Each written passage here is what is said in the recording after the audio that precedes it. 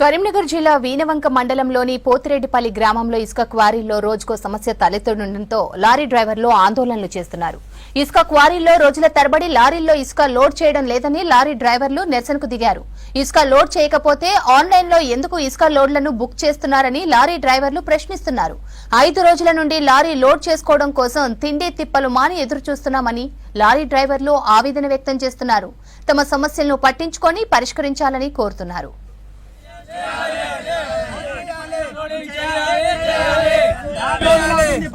మా గోసాలు ఎవరు అడుగుతలేరు, మా బాధలు ఎవరు అడుగుతలేరు.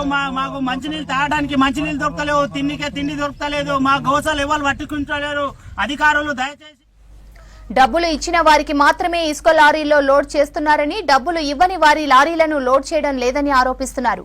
తాము దూర ప్రాంతాల నుండి ఇసుక లోడ్ కోసం వస్తే ఇక్కడ ఇసుక క్వారీ సిబ్బంది ఒక్కో లారీకి 1000 రూపాయలు తీసుకుని లోడ్ చేస్తున్నారని, డబ్బులు ఇవ్వని వారి లారీలు లోడ్ చేయడం లేదని ఆరోపిస్తున్నారు.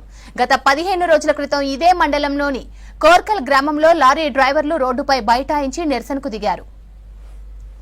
దయచేసి వెంటనే పోతిరెడ్డిపల్లిలో లోడింగ్ చేయాలి.